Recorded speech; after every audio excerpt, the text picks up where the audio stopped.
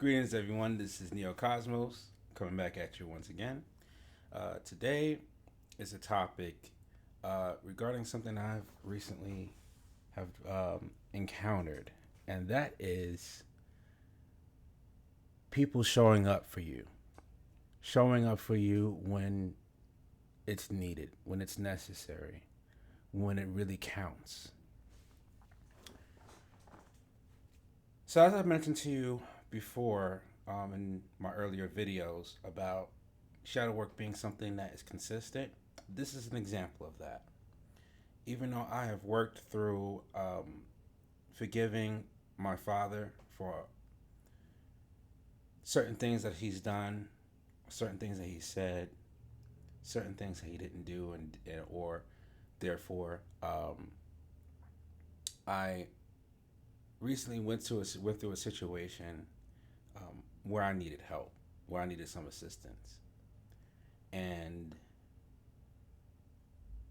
because they're not present at the moment and they have other things that they have to do. I was pretty much stuck with doing certain things on my own, and this was introduced to me um, about earlier this month, early in June. It was introduced to me then, and I had to do shadow work then. And then some other things started to come up. What came up was a pattern. It was a connection. It was a link. I was starting to see. See, one of the best things about shadow work is that when you've done enough practice and you've done practice, or you continuously do the work on healing yourself, you start to subconsciously move in a way to where you do the things that you need to do to heal yourself or to start the healing process. So I realized certain people not being present in my life, or the friends that I had at one time that I thought was friends, and I had to cut them off, and why they're not here. That was the moment that I started to accept the fact that they're not here and being happy and elated that they're not here anymore. When before it was something that it took me a while. It took me about 2 years to process, right? But in this instance, I realized some of the people I considered friends, they did show up, but it came with a condition. And when I mean my condition, I'll name one off the top of my head for now. This particular friend I had at one point would do favors for me, but then I got a hit that he would do favors, but then talk shit about me amongst his own peoples, whether it's his family or whatever he consider a friend. But I'm sure every last one of them is trash, just like he is, because who you are is what you attract. I had to come into the realization about that too, about myself. Well, I attracted these trashy people because I was trash too. There were certain things that my heart space was so closed that I was a magnet to people who really deep down don't give a fuck about me. They just wanted me around because I made it easier for them as far as expenses are concerned, as far as living arrangements is concerned, when we were roommates at one point. So it lead me into this making this video because I'm sure a lot of you guys out here has experienced when you really needed the help, you really needed the guidance, you really needed the assistance from a friend of yours, a family member, your counterpart, whoever they may be, right?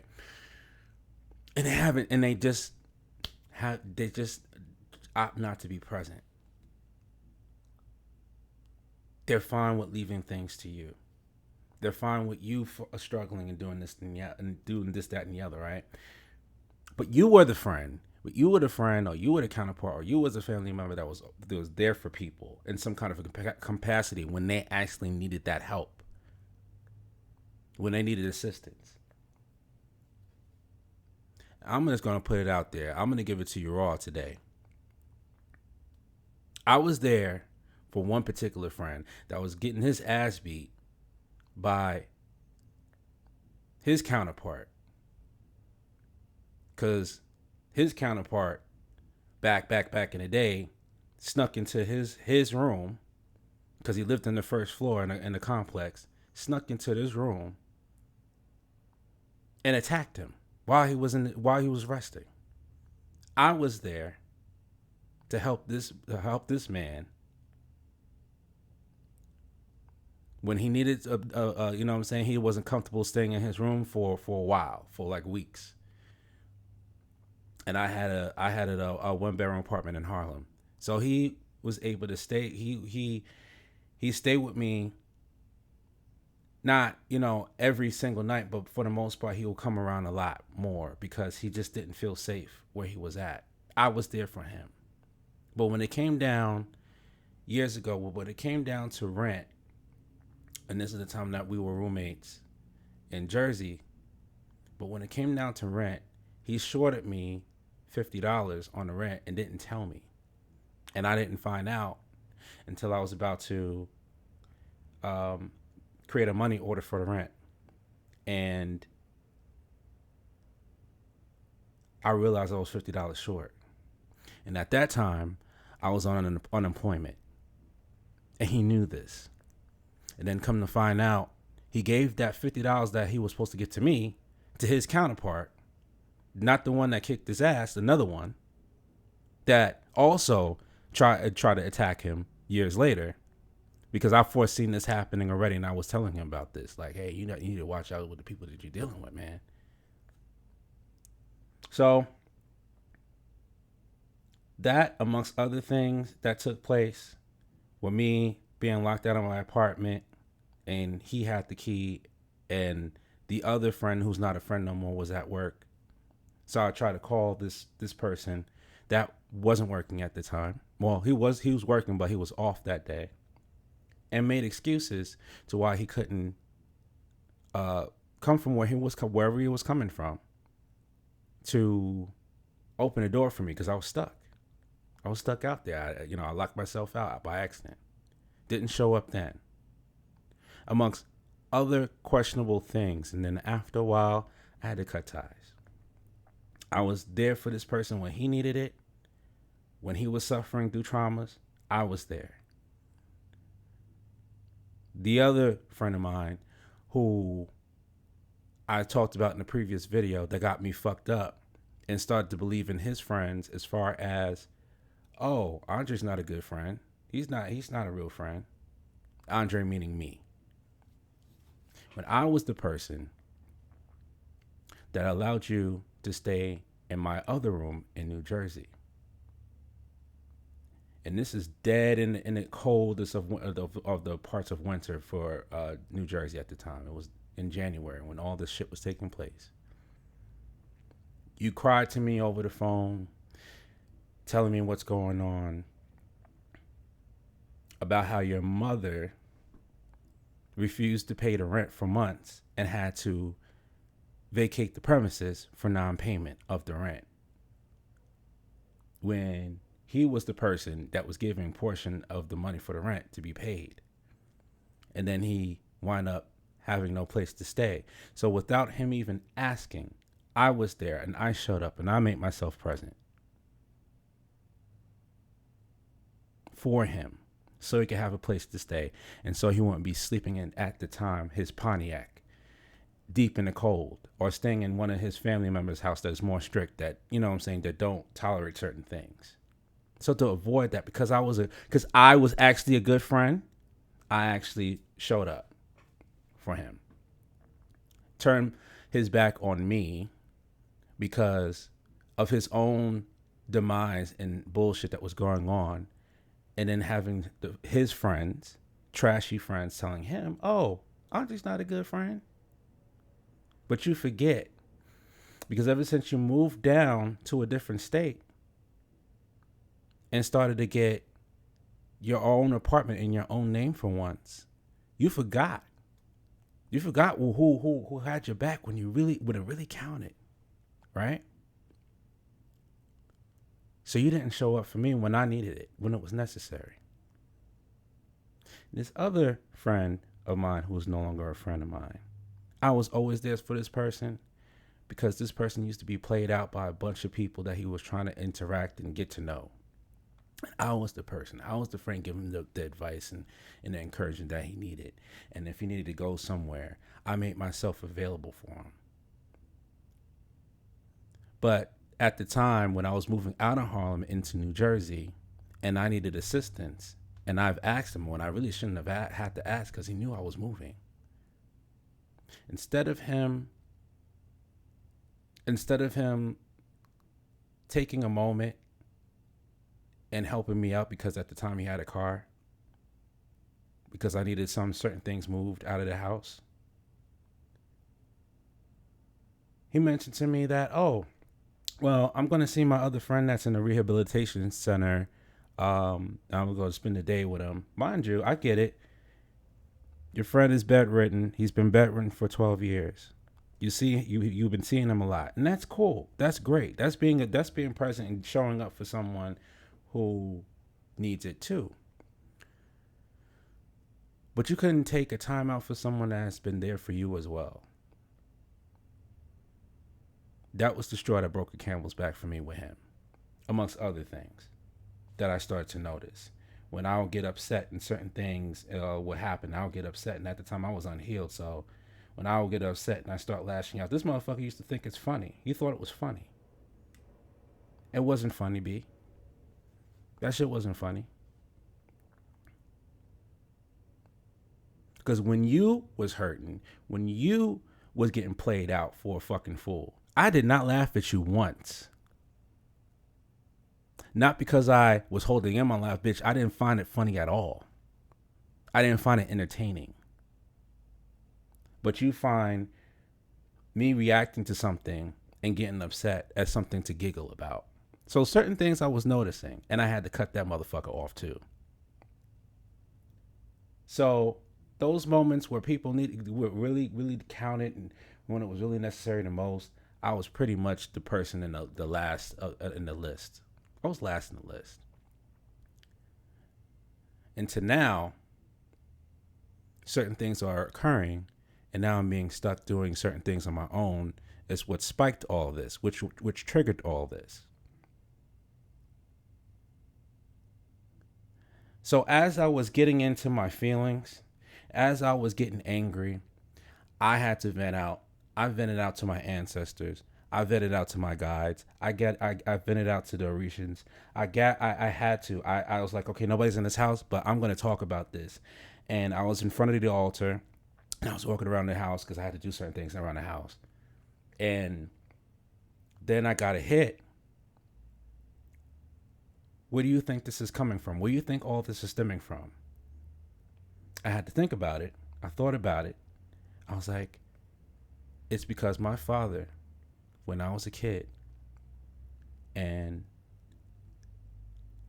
during the weekends will be one of my favorite times of the week, especially being picked on by a bunch of kids in class and shit like that. That was the era. That was the time. So this is between the age of 7 through, I would say 11, 12, 13-ish years old. But when I was 13, that's when I started the shift. And I'll explain.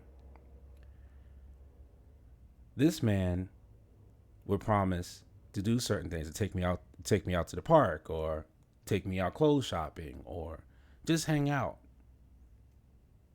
go to the movies, or whatever it was. And I'll ask him, hey, could we go out to the park, or could we go to the movies to see this?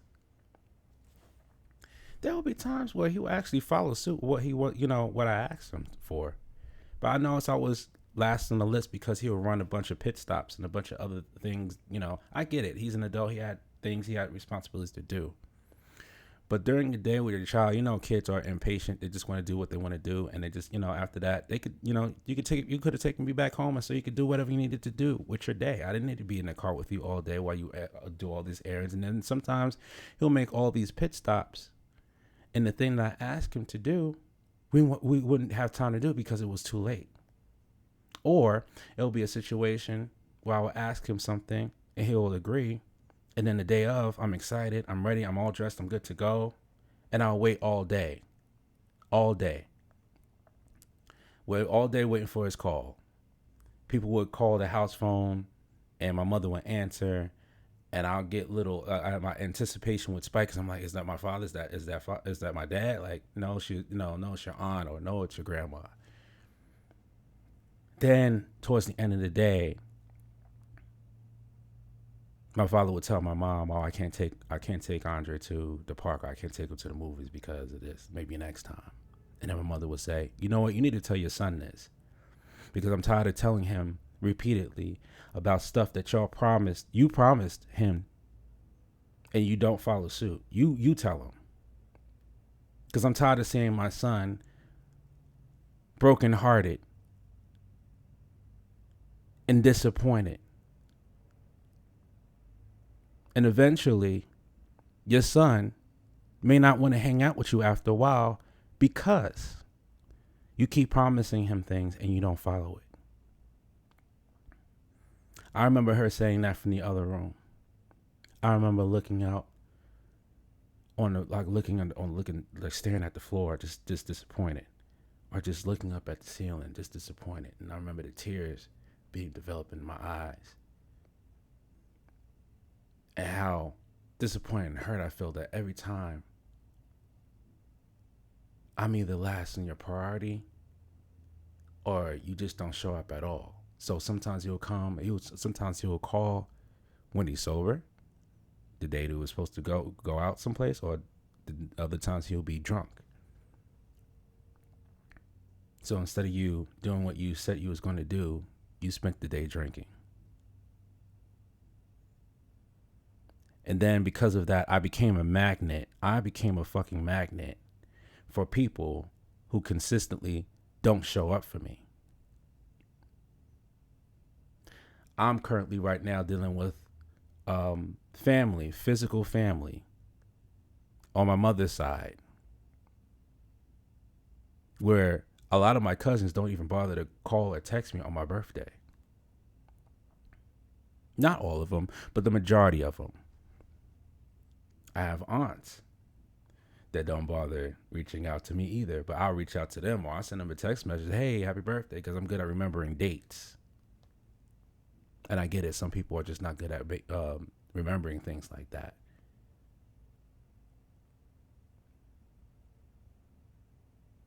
So people that were close to me, who mean a lot to me, has consistently shown that they weren't present for me, and they're fine with that. And I would get hurt. And what the situation I'm going through right now, it triggered that all over again. So when I identified the root of where all this was coming from, I written a letter. I written a letter based on a momentum book. That's one of my favorite practices, especially the people that I can't reach. I could speak to my father.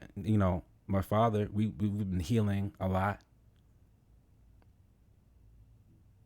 And I currently have the letter sitting in the altar, my ancestor altar right now, explaining the root of why I became a magnet of people consistently not showing up for me, along with my 3 friends that aren't friends anymore. So I call them the 3 Stooges. The 3 Stooges that didn't show up for me when it counted. There were certain times where they did, but when it really counted for me.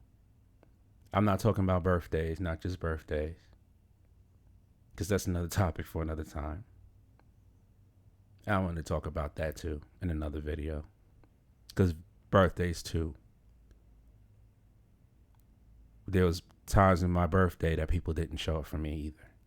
So it's similar, but not quite the same. This is just a general thing where people consistently don't have me in their priority, and I'm the person that has been present in their lives when they really needed it. So when it's all said and done, and I'm not in their life anymore, that's when they realize, oh, man, I really fucked up, man. Like, he was such a good friend. And it's too late now, because you've been seen. Every last one of y'all has been seen. Every last one of you have been seen. I see you. So when you see someone, it's hard to unsee it.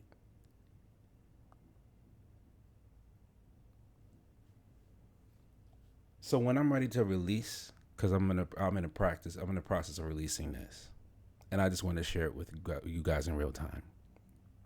So when you're in the process of releasing certain things, especially pertaining to people not showing up when it's needed most, I was also given a hit. Don't burn that letter until you really are ready to just let this go.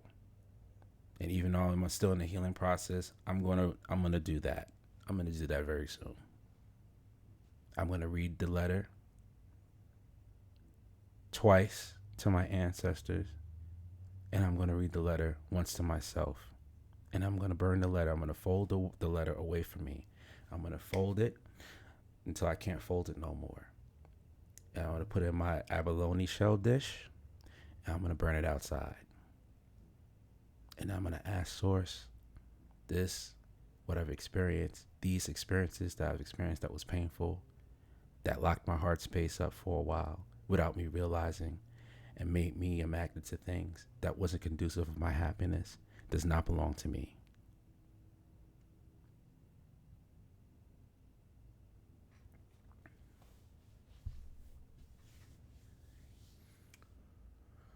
The healing process is continuous, it's ongoing, it never stops. You'll find layers of things that you need to release. But it's important to not be too hard on yourself. It's important to be patient with yourself. It's important to be kind to yourself. Because if not, you're doing yourself a disservice as well. I say this all to say, this healing journey is not always going to look perfect.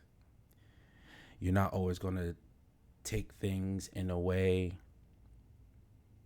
that doesn't make you feel like, oh, this is sparking some other shit now that I haven't visited yet. This particular theme of my healing, I haven't encountered or looked into yet, but I am right now. That's why it's so important to just be patient with yourself, because they're going to come out. There's certain things that's going to come out, and then you're going to know, oh, let me take care of this. Let me look into that. Let me heal myself on that. Because I don't want to bring that and carry that around for the rest of my life and project that onto other people that don't deserve it. That's unfair. Because I'm in a new vibration now. I'm in a new world. I'm not where I was at all. So the people that's going to interact with me going forward, of course, I still got to scan people. I still got to take my time and be patient with people and allow them to do the same for me, with me. You know, take your time to get to know me. You know what I'm saying? As a friend. And let the organic friendship build without forcing it.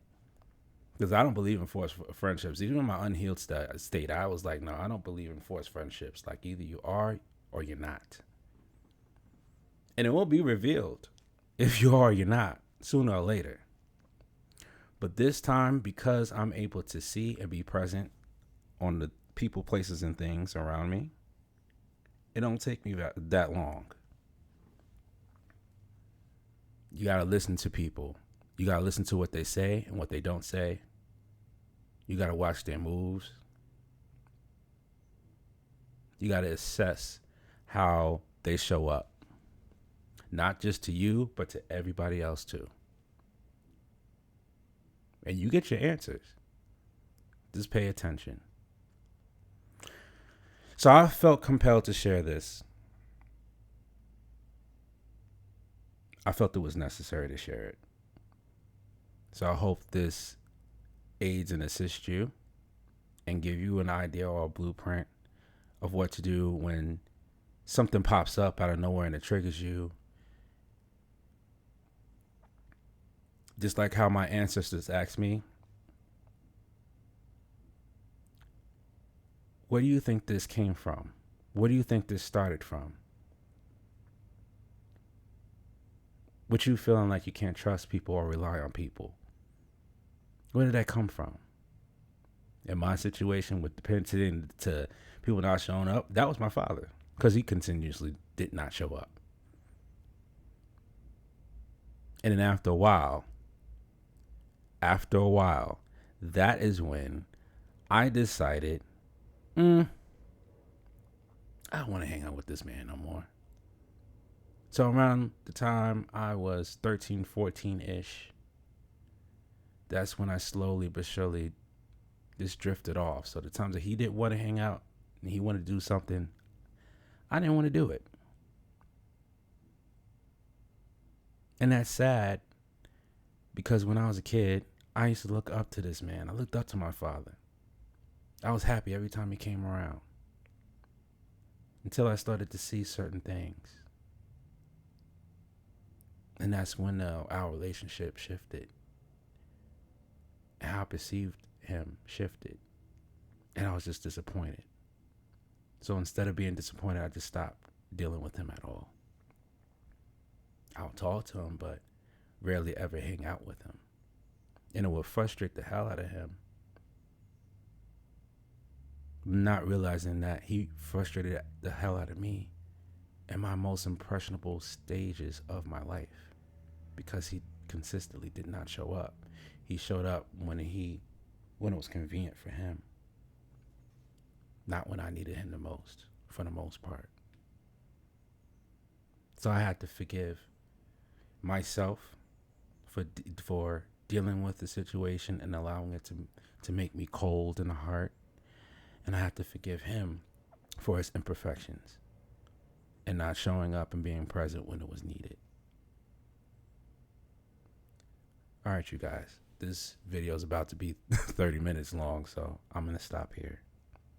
Let that sink in. Let that be a framework for you as far as your healing and as far as what you need to do for yourself to become the best self. Because like I said, the things that you don't heal from without you realizing, you project it onto other people that don't deserve it. And I'm choosing not to project it onto anyone who don't deserve it.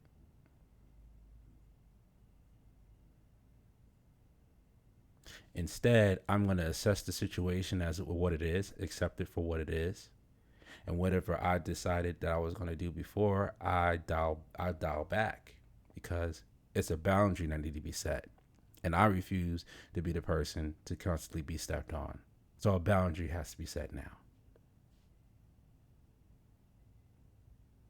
And that's important.